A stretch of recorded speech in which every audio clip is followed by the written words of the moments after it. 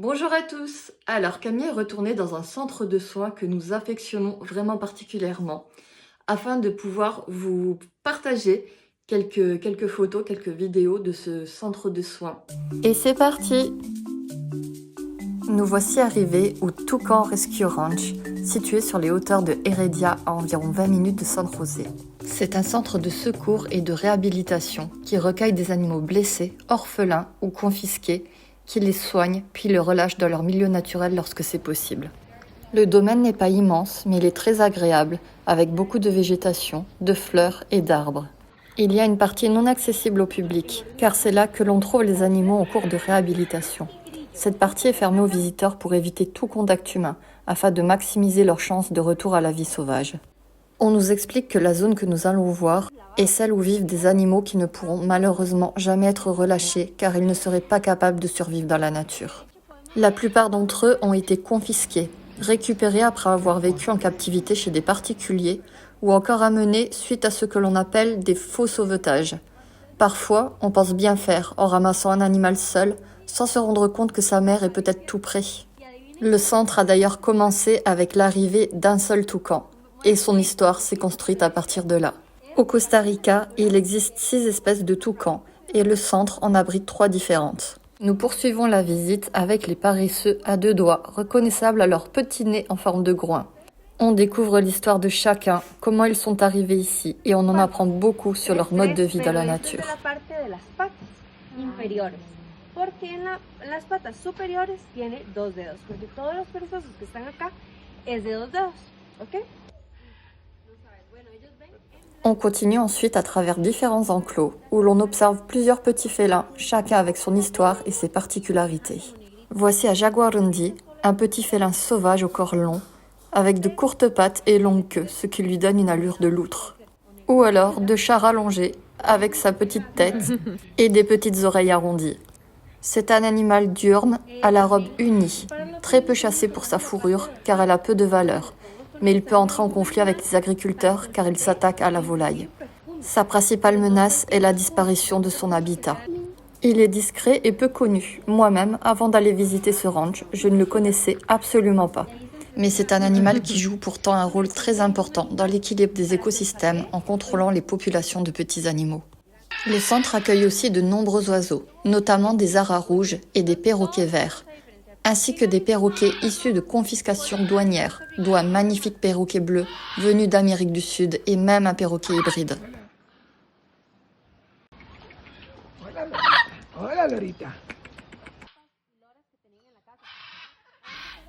Souvent issus du trafic illégal ou de la captivité, le retour à la vie sauvage est vraiment très difficile, voire impossible.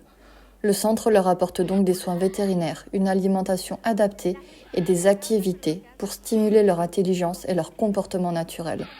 Très sociaux, très expressifs, ils jouent aussi un rôle très important dans ce ranch, dans la sensibilisation des visiteurs à la protection des oiseaux tropicaux et aux dangers du commerce illégal.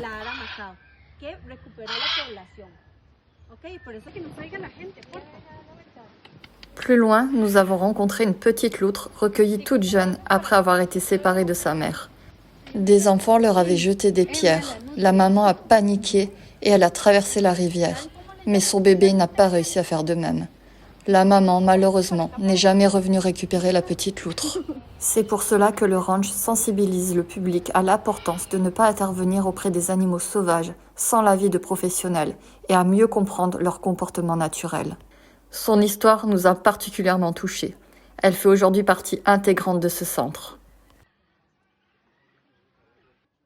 Au Toucan Rescue Ranch, plusieurs espèces de singes d'Amérique centrale y sont également accueillies, notamment des singes araignées, des capucins à face blanche et parfois des singes hurleurs. La plupart arrivent au centre après avoir été eux aussi victimes du trafic d'animaux sauvages, d'accidents, de la déforestation, ou même après avoir été gardés illégalement comme animaux de compagnie. Le ranch leur apporte des soins vétérinaires spécialisés et un environnement adapté pour favoriser leur bien-être physique et mental. Les soigneurs mettent en place des activités d'enrichissement pour stimuler leur intelligence, car ce sont des animaux très sociaux qui vivent normalement en groupes complexes dans la nature.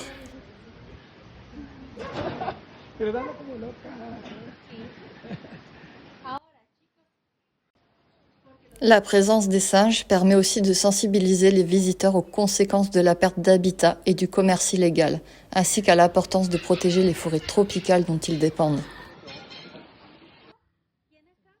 Il y a encore bien d'autres animaux qui bénéficient de soins au Toucan Rescue Ranch, comme ce rapace par exemple, ou des hiboux. D'ailleurs, le centre propose également des visites nocturnes, une expérience unique qui permet d'observer les résidents les plus actifs après la tombée de la nuit. Ce jour-là, nous n'avons fait que la visite diurne. Je vous laisse donc profiter de cette dernière petite vidéo que Camille a prise spécialement pour vous. alguien fuera a comprar ararangas, ¿ok? Muy bien. Y las dos especies que son de Costa Rica es la arambigus, que es la verde. Le prix de l'entrée contribue directement au financement du centre et à la poursuite de ses actions. Une visite à la fois enrichissante, touchante et essentielle pour mieux comprendre l'importance de protéger la faune sauvage. J'espère que cette visite vous a plu. Surtout, n'hésitez pas à laisser un petit commentaire et à nous contacter si vous êtes intéressé pour une magnifique échappée au Costa Rica. Pour nous contacter, c'est tout simple, soit sur nos réseaux sociaux, en message privé, Instagram ou Facebook, ou tout simplement par email. Et nous serons ravis d'échanger avec vous. Tout d'abord, pour commencer, avec un simple appel découverte qui ne dure que 10-15 minutes, totalement gratuit et sans engagement, afin de voir si ce qu'on vous propose est en accord avec vous également et vous convient tout simplement. Donc vraiment, n'hésitez pas, je vous dis à bientôt.